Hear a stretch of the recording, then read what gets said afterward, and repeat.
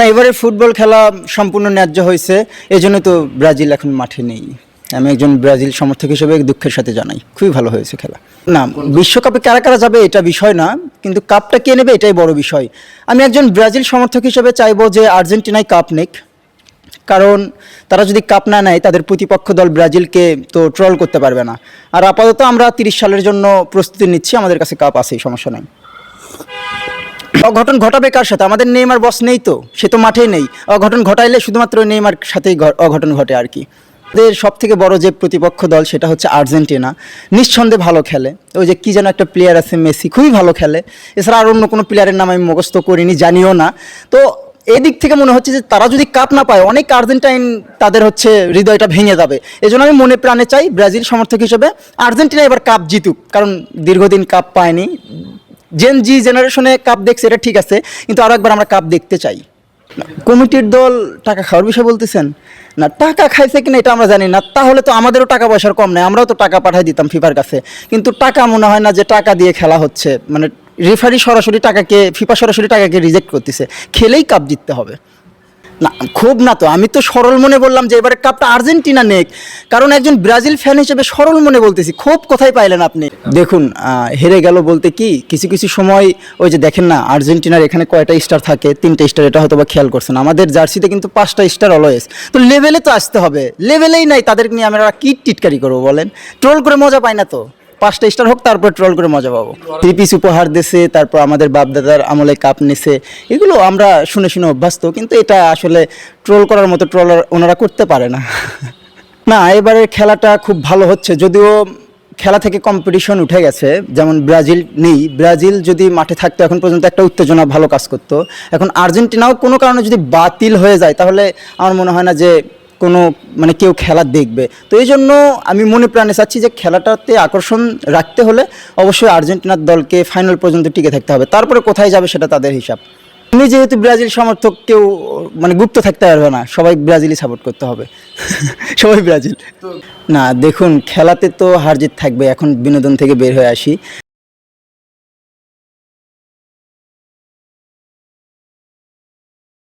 খেলায় তো হার জিত থাকবেই, এর মধ্যেই আমরা অনেকেই দেখা যাচ্ছে ব্যক্তিগত সম্পর্ক নষ্ট করে ফেলি, ভাই ভাইয়ের সাথে মারামারি করি। আসলে খেলা তো বিনোদনের জন্য, তাই না?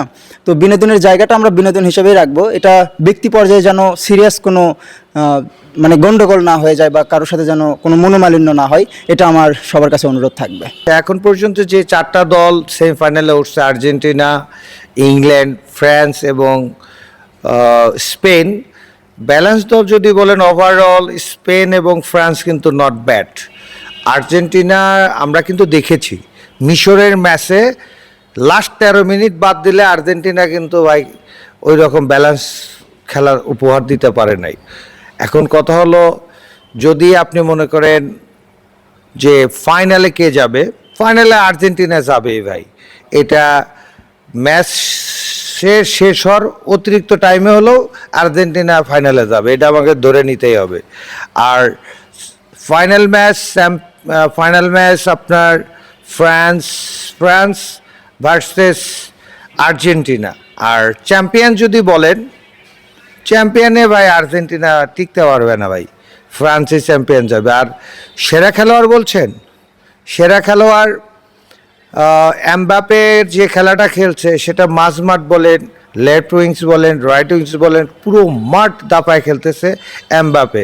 কিন্তু কথা হলো, মানে গোল্ডেন বুট কিন্তু এমবাপে পাবে না। অতিরিক্ত 3টা পেনাল্টি দিয়ে হলেও কিন্তু অন্য এক খেলোয়াড় কিন্তু ভাই গোল্ডেন বুট পাবে, এটা নিশ্চিত বলাই যায়। কারণ কিছু খেলোয়াড় ডি বক্সের মধ্যে গিয়ে পড়ে যাচ্ছে আর পেনাল্টি দিচ্ছে রেফারি। তা এবারের ফেয়ার না তো, এবারের বিশ্বকাপটা তো উপভোগ্য না। মানে সারা ওয়ার্ল্ডেই দেখবেন শুধু ট্রল হচ্ছে যে রেফারি পক্ষপাতমূলক সিদ্ধান্ত দিচ্ছে। আসলে ফুটবলের যে সৌন্দর্য, ফুটবল যে শিল্প, সেই শৈল্পিক যে খেলাটা আমরা উপভোগ করতে চাই, হার জিত থাকবে, কিন্তু পক্ষপাতিত্ব যে রেফারিং, সেটা এবারকে প্রশ্নবিদ্ধ করেছে। সেই জায়গা থেকে বলছি গোল্ডেন বুট এমবাপে পাবে না। আমি ছোটোবেলা থেকেই ব্রাজিল সাপোর্ট করি, আর বাংলাদেশে আমাদের কিন্তু ম্যাক্সিমামে আর্জেন্টিনা সাপোর্ট করে। আর আমি মনে প্রাণে চাবো আর্জেন্টিনা চ্যাম্পিয়ন হোক, খেলতে পারুক বা না পারুক।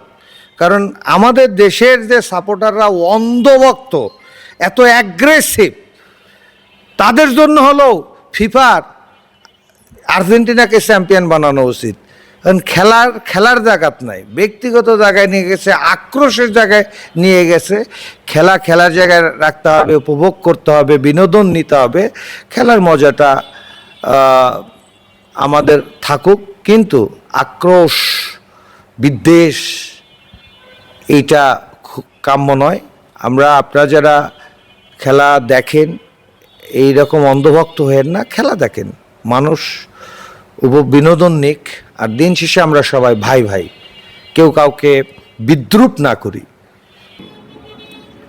বিশ্বকাপটা যখন শুরু হয় এবার, সে সময় যে দলগুলোকে ফেভারিট বলা হচ্ছিল,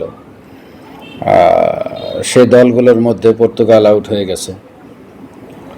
ফেভারিটদের একেবারে শীর্ষে রাখা হচ্ছিল জার্মানিকে, সে জার্মানিও আউট হয়ে গেছে।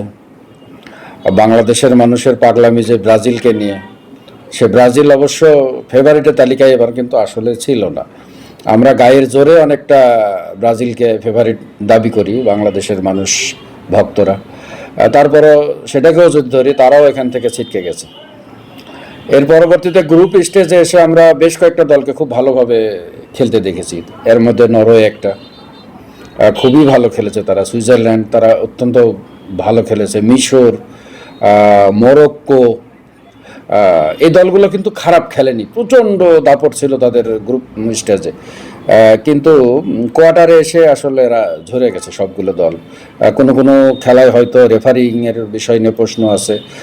তারপরও সবচাইতে মজার ব্যাপার হলো যে 4টা দল সেমিফাইনালে গেছে। তারা হচ্ছে ফিফার র্যাঙ্কিংয়ের সর্বশেষ যে র্যাঙ্কিং 1 থেকে 4-এর মধ্যে, এই 4টা দলই শীর্ষ তাদের পারফরমেন্স অনুযায়ী।